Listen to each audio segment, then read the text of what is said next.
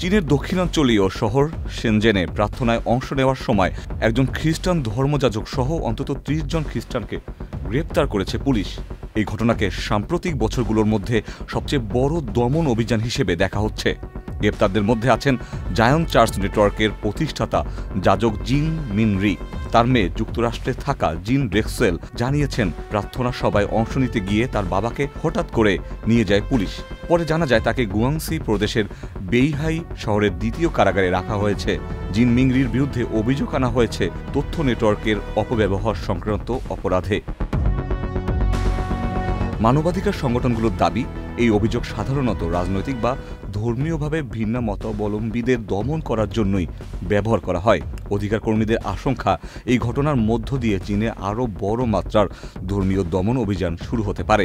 তারা বলছেন, সরকারের অনুমোদন ছাড়া যে চার্চগুলো পরিচালিত হয় সেগুলোর সদস্যদের ওপর দীর্ঘদিন ধরেই নজরদারি চলছে।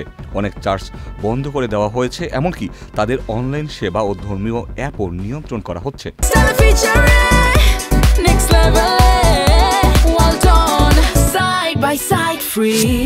বিগত বছরগুলোতে বহু গির্জার ভবন ভেঙে ফেলা হয়েছে, জনসমক্ষ থেকে ক্রুশ চিহ্ন সরিয়ে নেওয়া হয়েছে। একই সঙ্গে ধর্মীয় উপকরণের ওপর নজরদারি আরও কঠোর হয়েছে। এমনকি কিছু খ্রিস্টান অ্যাপও চীনে নিষিদ্ধ করা হয়েছে।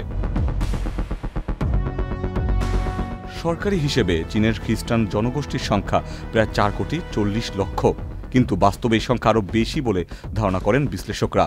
কারণ অনেকেই নিবন্ধনবিহীনভাবে হাউস চার্চে প্রার্থনা করেন। চীনের পররাষ্ট্র মন্ত্রণালয়ের মুখপাত্র অবশ্য বলেছেন, চীনের নাগরিকরা আইন অনুযায়ী ধর্মীয় স্বাধীনতা ভোগ করেন, তবে সব ধর্মীয় কর্মকাণ্ডকেই দেশের আইন মেনে চলতে হবে। অন্যদিকে অনেক ধর্মীয় নেতা বলছেন, দমন বা গ্রেপ্তারের মাধ্যমে বিশ্বাসকে কখনোই নিভিয়ে দেওয়া যায় না। চীনের এই সাম্প্রতিক গ্রেপ্তার অভিযান নতুন করে প্রশ্ন তুলেছে, ধর্মীয় স্বাধীনতার নামে আসলে কতটা স্বাধীনতা আছে সেখানে? মুসলিমদের পর কি নতুনভাবে খ্রিস্টান সম্প্রদায়ের ওপর আসবে কঠিন সময়? Ikhtiyar Ferdous, channel I.